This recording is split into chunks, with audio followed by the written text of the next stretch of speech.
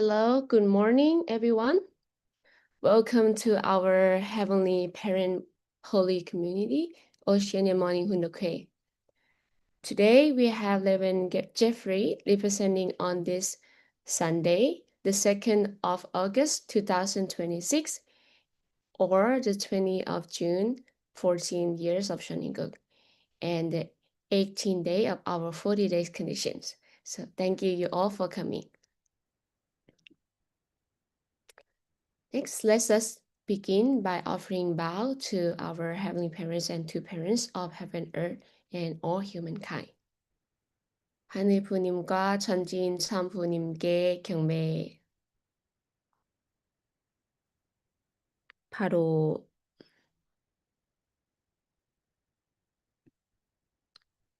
Next, let us recite our family prayers together. 가정 맹세 2.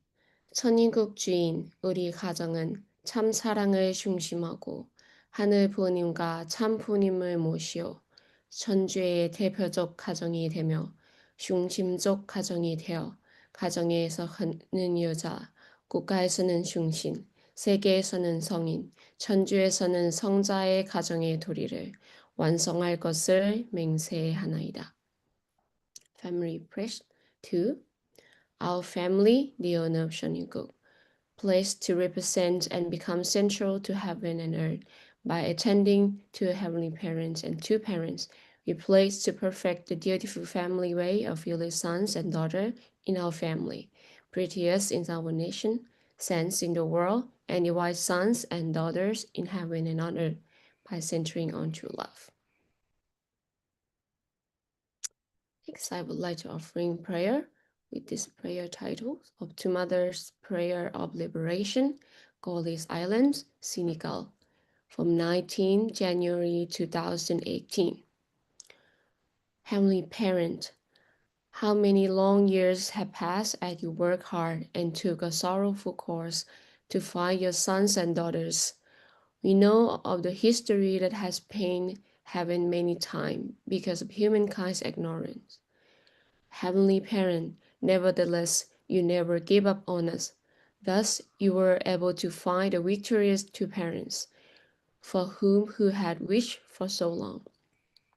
When all the people of the world are reborn through the two parents, and can be called my sons, my daughter, there will be such happiness and delights on that day.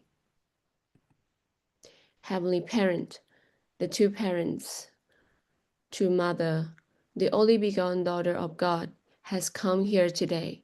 Christianity did not know your deeply will or Jesus' essence, and they left a sorrowful history here in Africa and on Godly Island. Where did Jesus' word of love your neighbor as yourself go? How could they treat people in this way because of differences in skin color? Please remember the people of Africa who have endured and waited for more than 500 sorrowful years. Beloved Heavenly Parent, today, in the name of the two parents, I liberate the sorrowful spirit of Gully Island, and through a spiritual workshop conducted by Heavenly Parent, they can be resurrected as good spirit and return to earth and be with their descendants so that Africa can become an Africa that can realize the dream of one family, human family, center on Heavenly Parents and become the light and lime of the world. Let us cooperate enthusiastically to achieve a world of no more conflict, suffering, or war. One world of complete harmony and unification centered on Heavenly Parent. I liberate and proclaim this in the name of two parents. Adieu. Thank you. And yes, before welcome Reverend Geoffrey, I would like to share a prayer song. So let's listen together.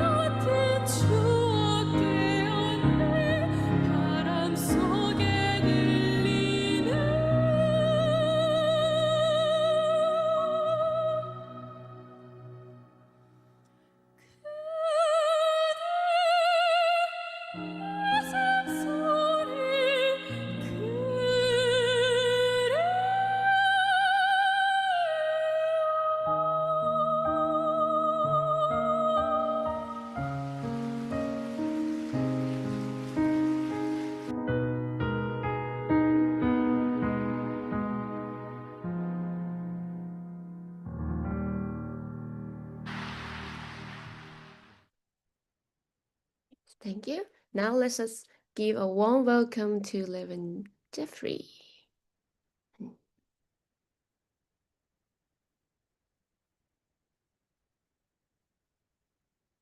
So good morning, Sister Pei. Good morning, brothers and sisters. I'll give my presentation. I'll show you on my screen.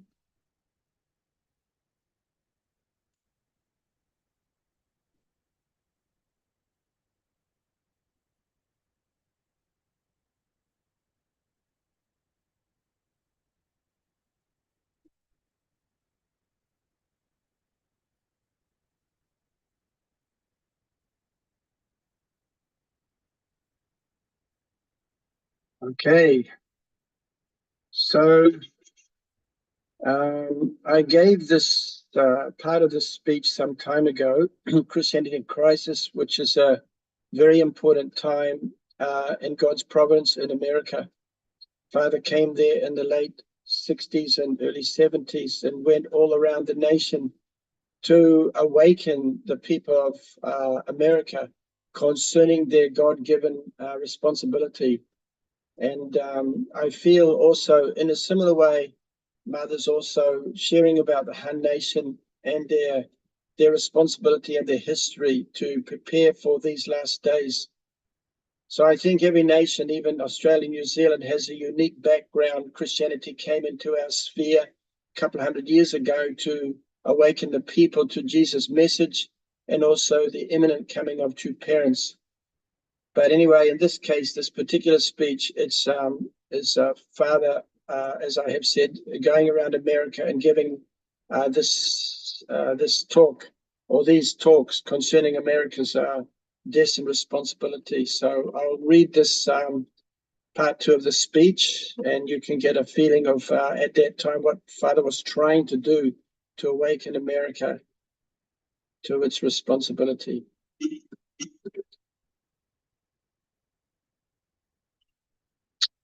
So he said, this continent was hidden away for a special purpose and was not discovered by European Christians until the appropriate hour. The people of God came at the appointed hour. They came to mold a new way of life. Their principal partner was God. At home, in caring for their children, in farming or cooking or building, they let God share their work. He was the only security they had. A farmer might dedicate his family and his farm to God, sealed with prayer around the hearth and in the fields. Their everyday life was lived in the name of God.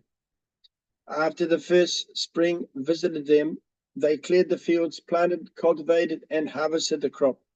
And they attributed all their harvest to the grace of God. The beautiful tradition of Thanksgiving thus originated. Following the next severe winter, the first thing they built was a church. The first road they built was the road to the church. At night, at dawn, in the morning, at a new time, they prayed to God. I am sure they prayed, God, we want to build a place for you, which you must be better than the old world. We want to build a place where you can dwell and be master. And they also had a vision that in the future, this Christian nation would do more good for the rest of the world than any other country upon the face of the earth. I'm sure that after their church, they built a school. They wanted outstanding schools for their children, better than any schools existing in the old world. And their homes came last. After they built these homes, they dedicated them to God. This is a legacy of your ancestors. I know. I can visualize early America as a beautiful America because God was dwelling everywhere, in the school, in the church, in the kitchen, in the street, in any assembly or marketplace, God was dwelling. I understand that in America, you are approaching your nation's 200th birthday. Let us examine the people who led the independence movement in this country in 1776. Those freedom fighters were traitors in the eyes of the British Crown. But God could use these traitors as his instruments, as his people, and through them he conceived and built the best nation upon the face of the earth. George Washington, commander-in-chief of the Continental Army, tasted the bitterness of defeat in many, many battles. When he finally faced the last heartbreaking winter at Valley Forge, he was serious. I am sure George Washington prayed like this: God, it is you who led our people out of Europe and brought us over here to the New World. You don't want us to repeat the history of Europe. You liberated us and gave us freedom. You don't want to see the mistakes in Europe repeated in this land. Let me give you my pledge. I will build one nation under God. Thus, George Washington made his battle God's battle, and therefore the victory won was a victory for God. I know that this victory and the independence of America came because God accepted George Washington's prayer, along with the prayers of many other Americans. God knew that his champions would work for his new nation. But George Washington had nothing to do with the British. God knew his champions would work, but George Washington had nothing to work with. The British Army had everything: power, authority, tradition, and equipment. They were proud of their military strength. The American Continental Army had no ammunition and few soldiers.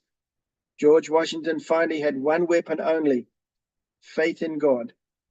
I believe that George Washington's position paralleled David's in his fight against the giant Goliath. David won his battle in the name of the Lord.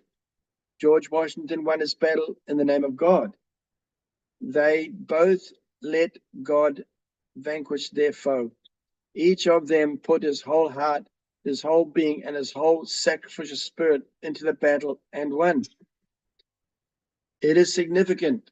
It is a significant fact that throughout history, God's people could never be blessed on their own homeland. God moves them out of their homeland and settles them on foreign soil, and there they can become a people and a nation of God.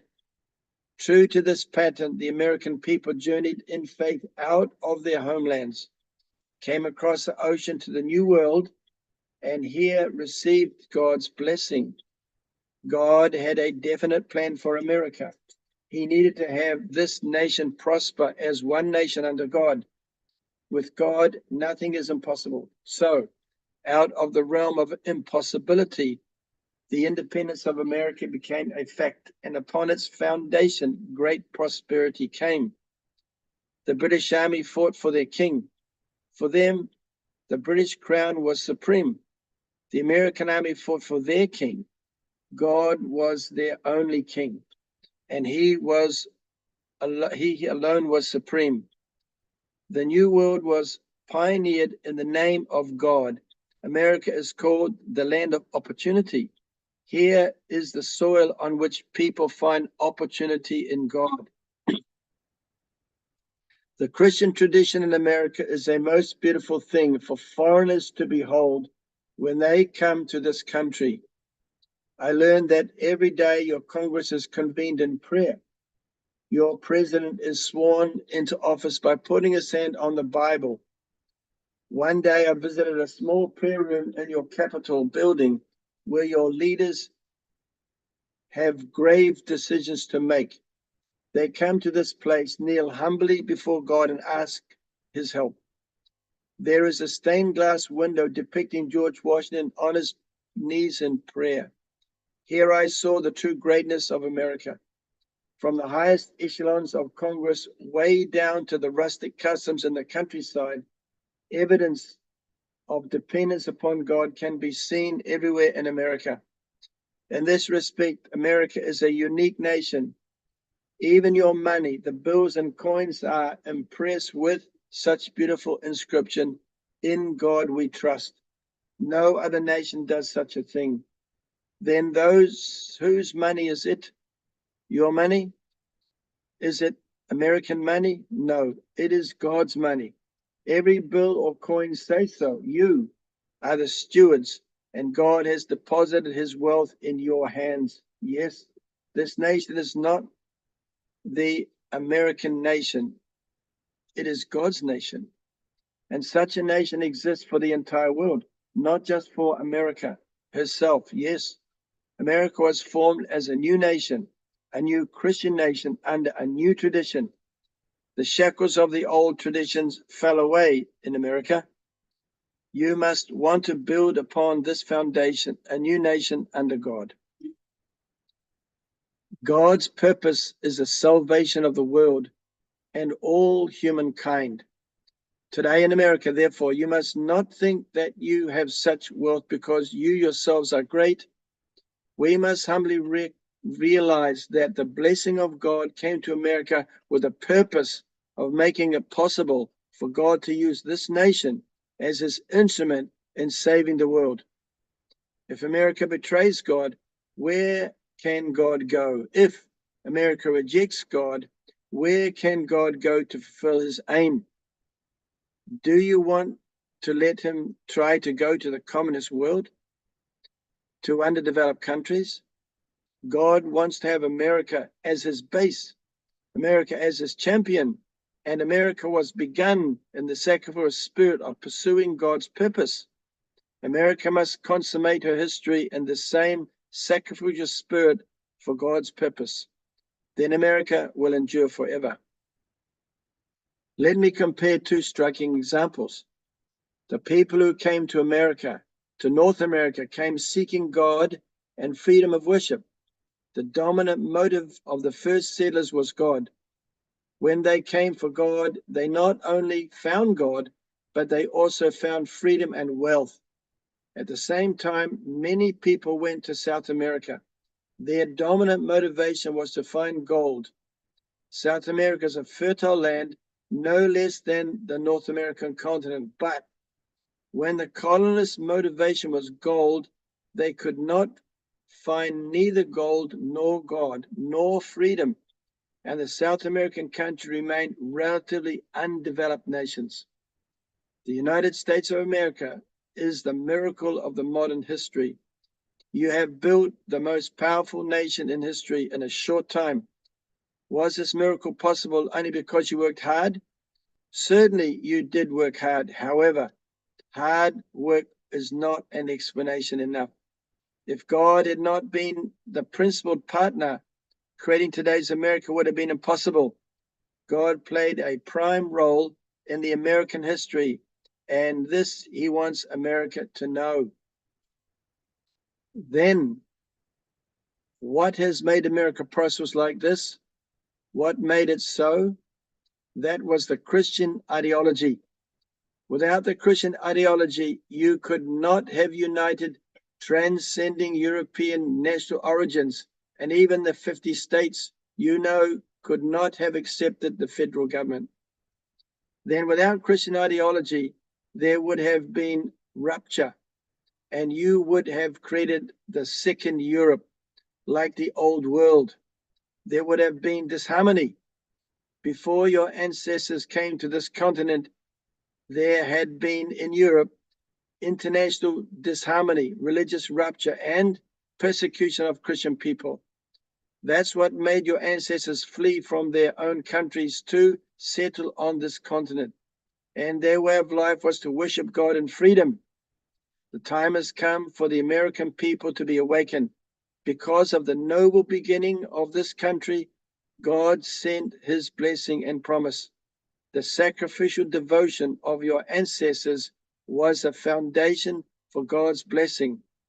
If you betray your ancestors, if you betray God, there is only one way for America to go.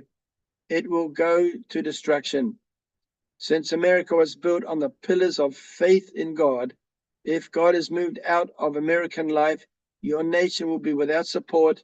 Your decline will be rapid. In the Bible, it says it is more difficult for a camel to go through the eye of a needle than for a rich person to go to heaven. In the same way, it is difficult for a rich nation to go to heaven. To realize the kingdom of heaven on earth through American people is just that difficult.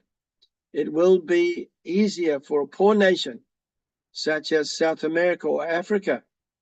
The only way to overcome this problem would be for you Americans to throw off the effects of all your education and sophistication and give yourself up to sacrifice for the sake of others. With that, we can have hope for North Americans. But if you want to keep everything you have and try to follow God, it won't work. If you voluntarily take on a miserable situation, maybe there is hope for you. In fact, if you did that, the kingdom of heaven on earth would emerge very quickly. When we look back through history, we see that God used religion to teach people to be humble and forgiving. Christianity is distinguished from other religions in that the practice of Christian love is more advanced than any seen in history because it emphasizes forgiveness and sacrifice. Without this ideal of forgiveness and love, God could never save humankind. When we look around the world, what religion is practicing forgiveness and love?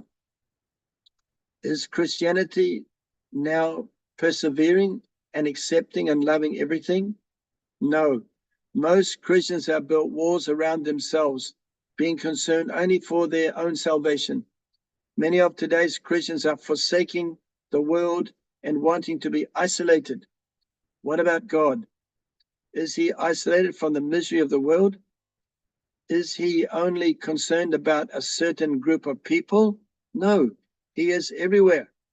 Islam may be the second greatest religion in the world today, but Muslims are acting the same as Christians in this manner.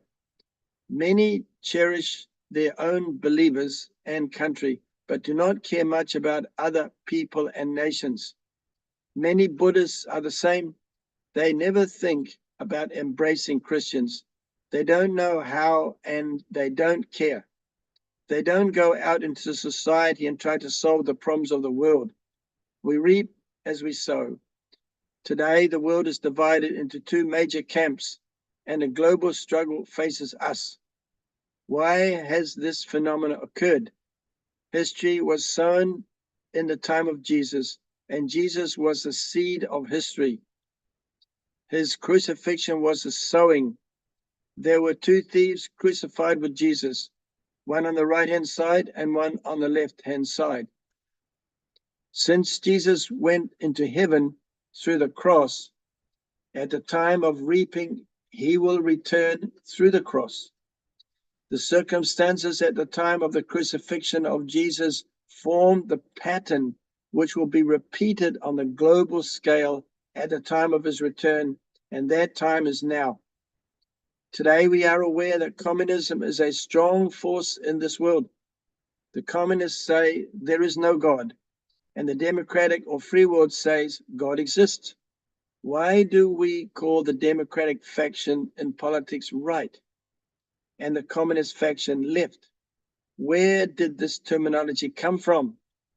There is an ultimate reason seen from the providential perspective we have been pursuing.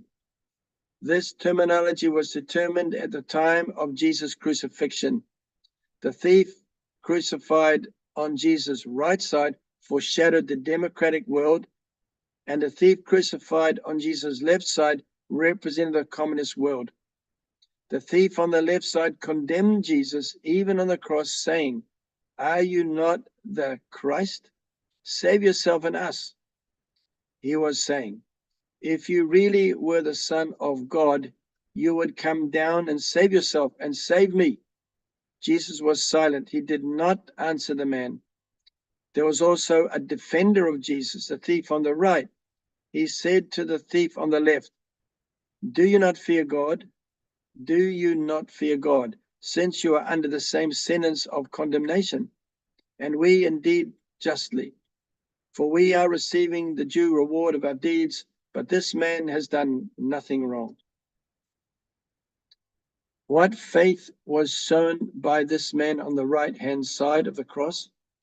He forgot his own death and defended Jesus. What a noble deed.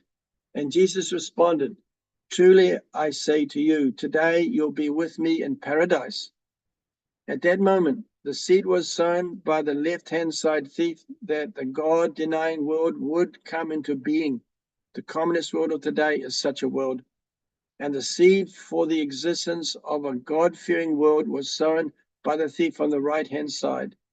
The free world is in the position of the right-hand side thief, and America is the center of those God-fearing free world nations. America has been chosen as a defender of God, whereas communism says to the world, there is no God. The Renaissance began the trend of human thinking, which in effect kicked God out of the universe. Human beings wanted to feel that they didn't need God. Now, 500 years later, we can see that from Satan's point of view, that trend was very successful in chasing God out of the world. Today, people are trying to oust religion altogether. Those people who believe in God used to have great dignity, but now they are the objects of ridicule and derision. Things are totally upside down. Christianity has been backed into a corner by the ungodly ideology of communism, which sneers, show me God, then I will believe. But Christians have no way to show God because they are not sure themselves. Communists are completely confident they can take over churches and use them as their tools. They are distributing money to their members who are to become faithful church attendees. They appear to be absolutely devout Christians and give lots of money to the church, and through this they may control the pastor, the church administration, and sometimes actually infiltrate as pastors themselves. These young people revealed that many communist priests, pastors, and ministers have already infiltrated into various church hierarchies. Communists are promoting Christianity because one day they want to utilize Christianity to set up a revolution. The churches have the kind of atmosphere that allows them to become instruments for the ultimate communist takeover. This is what is happening today.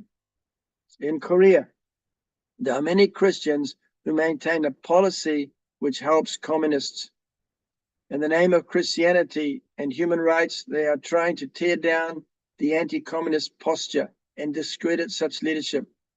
These priests are proclaiming that Jesus Christ was the first communist because he blessed the poor and chastised the rich.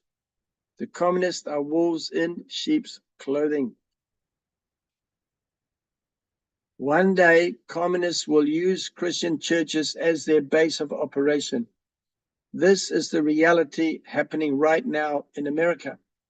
A principled communist tactic is division. They set up division everywhere. When they infiltrate Christianity, they will make division between Judaism and Christianity. Communists now are uniting Judaism and Christianity, both Protestant and Catholic, to oppose the Unification Church. When this plan has succeeded, they will move to the next step, and after dividing Judaism and Christianity, they will pit themselves against each other. The Christian churches thus have become a stage for some who don't even believe in God. The confusion evidenced by the God is dead theology has entered the mainstream of Christianity. Christians who follow such leaders are greatly confused now and turn to God asking, where are you, God? Answer me. I am helpless. But there seems to be no answer. Meanwhile, the God-denying people appear to be showing a great deal of confidence and enthusiasm, talking about utopia and heaven on earth. The tug of war that started with Cain and Abel has today expanded to the worldwide level. God is pulling his world and Satan is pulling his world. God is pulling Abel and Satan is pulling Cain. The dispensation of Cain and Abel is for the younger to achieve the position of the elder, and the elder to take the position of the younger. This process of restoring the birthright must be fulfilled from the individual scale up by stages to the world scale. God has been winning through heavenly struggle, slowly fitting things back to their original order. Through the process of reversal, God started his work at the far end, bringing everything back to its consummation at the center. The religious world of today is in the position of Abel, the younger brother, while the non-religious world is in the Cain position. Cain will always seek to persecute Abel, and throughout history, the religious world has always been persecuted. Cain always claims that Abel must submit to him. Always the satanic world takes the initiative to suppress the religious world, and always there is struggle. It is America's position to say to the communists, what are you talking about? God exists. God dwells right here with us. Is America taking this position? No. Today's America is quickly turning self-centered and away from God. America doesn't seem to care about the rest of the world, but you must give America to the rest of the world as a champion of God. When America helped others, sent out missionaries and more aid to starving people, she enjoyed her golden age. Confrontation with communism could be done from a position of strength at that time.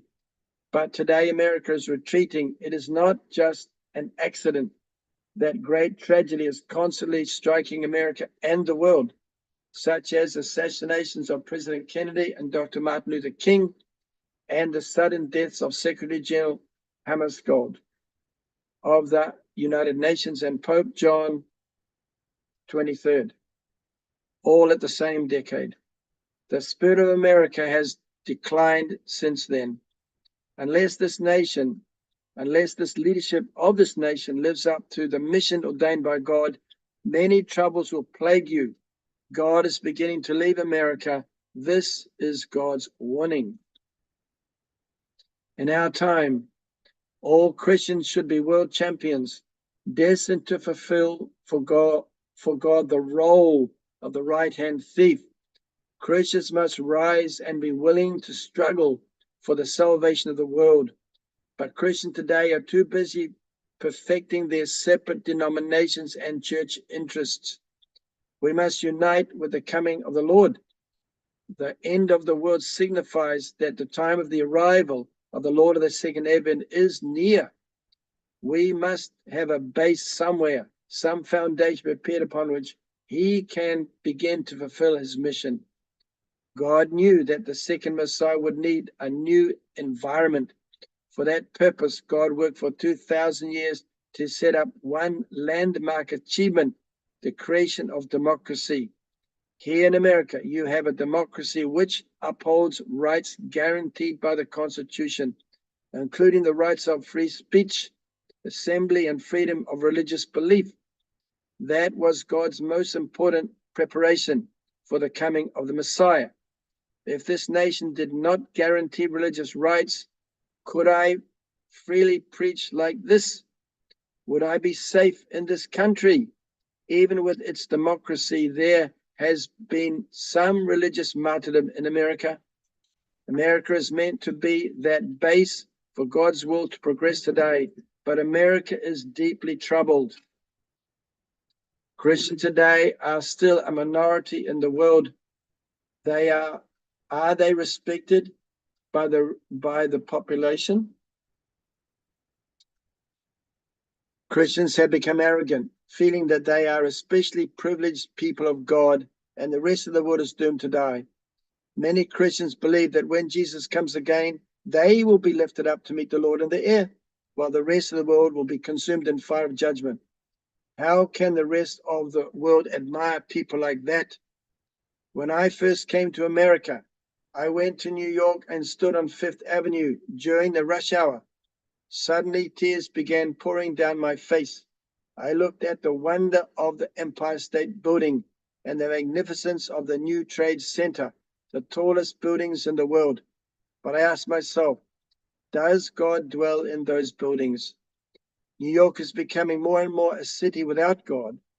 It is a city of crime. Such a beautiful city is now crumbling. I can see so much immorality and so many signs of godlessness in that city. It was shocking to my eyes. As I stood watching during that rush hour, I could see so many things at once that are all intolerable in the sight of God. I ask God, is this the purpose for which you blessed America? I know God wants to see his spirit prevail in those great buildings, in those beautiful automobiles. He wants to see young people strong in their enthusiasm for God and the love of others. It doesn't take the Empire State Building to glorify God. It doesn't take a new automobile to glorify God. Even if you have only a rock as your altar, when you pour out your hope and your tears upon it for the service of God, God is with you. I can really see that God is leaving the great city of New York. New York is instead becoming a city of evil. America has been known as a melting pot where people of all colors, creeds, and nationalities are melted into one new breed. In order to melt anything, heat is required. Do you know who provided the heat for America? God was that heat. Without God, you could never have melted your people together. All right, so that's part 2 of that speech. It goes on for another section, but that's all I have time for this morning. So I think that, yeah, we can see Father, as I mentioned at the beginning, trying to explain to America her God-given responsibility. And likewise, we can see in Korea at the moment, trying to explain to the people the epic nation, the chosen people prepared by God for, to receive the Messiah. We can see that, through what our movement is doing in Korea now is explain to the Korean people who they are. And so I feel also probably in Australia and New Zealand, as I said before, we have also our kind of like God-given blessings. Christianity also came here 200 years ago to make a new kind of culture. Although there was a certain profound spirituality in the people in Australia, of course in island nations, and of course in New Zealand, but when the message of Jesus came here, this whole new understanding came about forgiveness. We are one family under God, and God is a loving parent. So we have also been prepared, to fulfill a great responsibility. So some cases, the Bible came to island nations, and very quickly they became Christians, and all because God prepared them and prepared the message for them. So anyway, I have just a small picture to show here. Yesterday, I went to meet Pastor Singh, and we had a small Divine Principle lecture. He brought along a guest, a very wonderful Christian lady who Pastor Singh wants me to teach her Divine Principle. And then afterwards, we went to this venue here. And the venue here it's a dedication ceremony for a little baby born 3 weeks ago. And if you see up on the left of the picture, it's got there on the top there, it's got Lord there. So that little group there, that family, they basically all took holy wine about 2 years ago.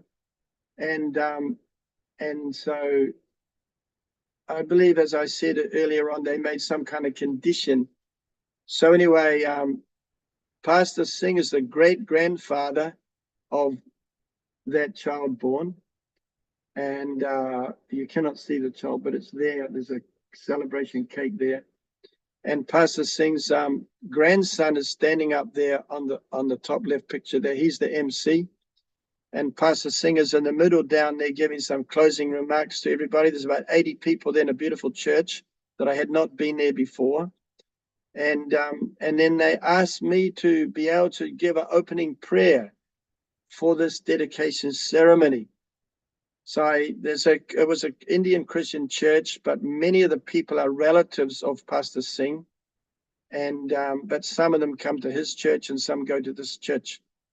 So anyway, they asked me to get up and offer a prayer, which I did concerning the baby and many things I prayed about. And then, but at the end of it all, we had dinner, and afterwards, this lady on the right came to me, and she said, "I'm a Sikh." She's somehow a relative of them, but she said, "I'm a Sikh. I've never been to this church before, but Jesus asked me to come here." And then when I saw you give your prayer, Jesus told me that I should give you some flowers. So afterwards, she came up to me and told me of her experience with Jesus, and she gave me these flowers. So I really feel that somehow, here's a Sikh lady that's somehow getting revelations from Jesus, So because Sikhs don't have a what can I say? A long Christian theological understanding. It's very easy to teach them about the essence of Jesus and what should actually have happened when Jesus came. So anyway, opportunities are there for us to reach people of all faiths, to teach them about True Parents' great teaching. Okay, so I will end my presentation. I will stop sharing. Thank you so much. Okay. Thank you for your message and also for sharing the amazing thing that happened. Yeah. So now I would like to share another prayer song. So let's just listen together. 이 시간 오로지 어머님을 위해 저희들이 다 함께 찬양 Let us 올리도록 offer this 하겠습니다. praise only for true mother.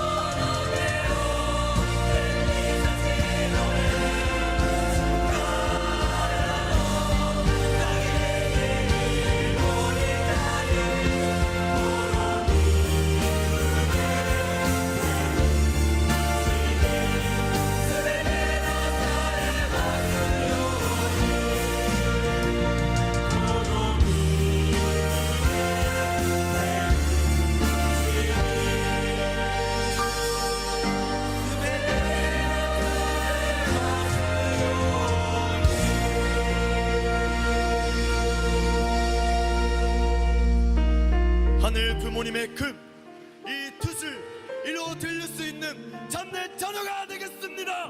아재! 아재! 차렷, 견례, 바로. Yes, thank you. Yeah. Again, thank you so much for your message today. And yeah, also in the topic of Christianity in crisis, that actually I also realized that yeah, when I was in America, actually America have a lot of potential to actually support the world, and it's really important for us and for them to realize that actually America is the nations, is a God's nations, and also they have been how much a blessing that they have been received from God in the history and also in the beginning of American history. Yes, it's this time, so I want to share screen, and hopefully today also in this situation that our two mothers in difficulties, I hope that we can all realize our responsibility and also realize how much we have been received from God, and also yeah, start today with that mindset and also with that message from today. And yeah, with that, it's a time for 7 minutes unison prayer. So let's us all offering this condition together.